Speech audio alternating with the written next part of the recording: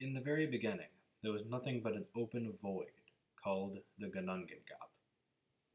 Here, there were three planets that exploded into existence, much like the Big Bang. The first was Muspelheim, a planet set on fire that was run by a giant named Surt. The second, a frost planet called Niflheim, the home of the frost giants. The firing embers of Muspelheim connected with the planet Niflheim, creating the first frost giant Ymir, and a cow for him to feast with. The cow was completely obsessed with a salty ice block. After 3 days, the cow licked and licked and licked and eventually created the first three humanoids, Odin, Vili, and Ve, the first three gods of Norse mythology.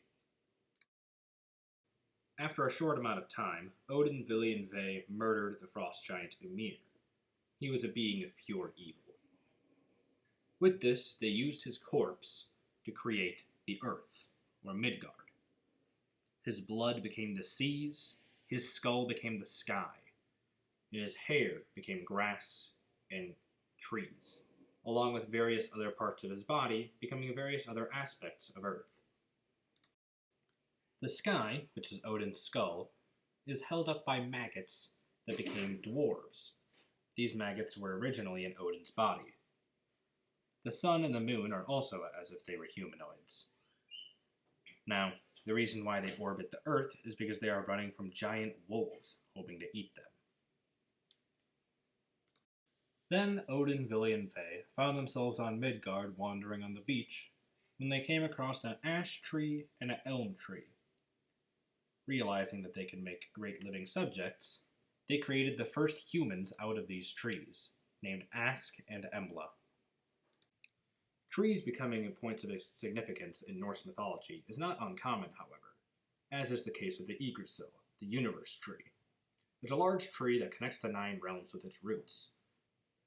Now, the sources of water that it feeds from have so much knowledge and power stored into them that once Odin tried to drink from them and had to sacrifice his eye for the knowledge he would gain. There was another realm called Asgard, which was their equivalent of heaven for warriors. You were chosen to go to Asgard by falling in battle, but being known as a valiant warrior, which then a Valkyrie from Asgard would descend from the heavens and take your spirit up to the realm of Asgard. It is every warrior's dream to go to Asgard, because it proves that they fought valiantly, and when the time comes, if the gods ever need help from the humans, they will be the first to be called upon. Otherwise, their times are mostly spent in the gigantic mead hall of Valhalla, drinking, feasting, and training to their heart's content. It's a paradise for any warrior. I guess I should go over 3 of the major gods, along with some of the not-so-major. We've already met Odin, which was one of the first 3 gods, along with his siblings Vili and Ve, but those aren't the big 3. Odin, along with his 2 sons, Thor and Balder, are. Then, to cover some of the lesser gods, there's Frigg and Fjord, where Frigg is known as the goddess of wisdom. Then there's Frey and Freya, and Freya is known as the queen of the Valkyries. Now, for all of you that might have watched the Marvel Thor movies or the Avengers, you might be wondering why I didn't mention Loki. The answer might surprise you. Although he is technically considered the god of mischief, it's mostly because he's a being of pure evil. The reason for this is that he has 2 frost giant parents. Frost giants are beings of pure evil, just like Ymir very early on in history. So having a frost giant's blood coursing through your veins can clearly make you evil. Hence why Loki is known as a trickster god, the god of mischief. Many things in Norse mythology are predetermined by fate. Such is all of the gods' death. This event is called Ragnarok. Odin and various other gods know about Ragnarok and know that it cannot be stopped. It is predetermined by fate. So, they do know the first signs of it coming and approximately what will happen. The first major event that will signify Ragnarok is Baldur's death. He's pretty hard to kill, so it will be a very large turning point.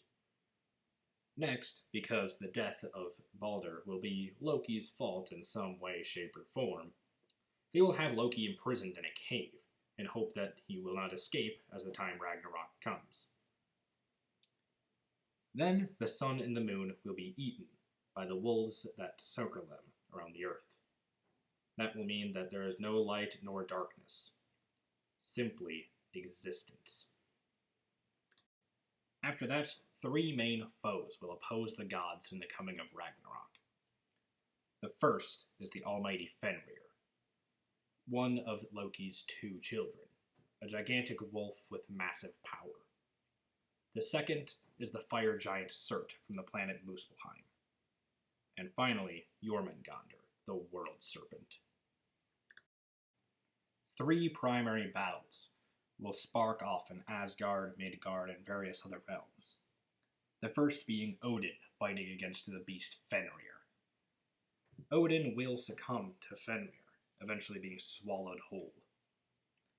Frey will fight the fire giant Surt, but alas, Surt will best his opponent.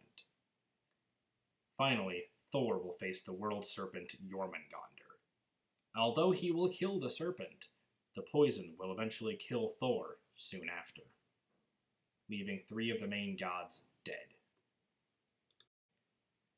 And with those gods dead, many more will follow, until eventually almost all of them perish to the forces of darkness. Loki will have escaped his cave, and will fight Heimdall, the watchman of the gods, in bloody combat. Neither one of them will win, because they will both end each other's lives. Then Surt, the almighty fire giant, will use his flaming sword to set the world ablaze. Yes, much like the scene in Thor Ragnarok. With the bloody conflict finally coming to an end, the earth will eventually drown itself in its own seas, killing off every single living being on the planet. Then the earth will dry out and rise anew, with two new humans, ready to start existence once more.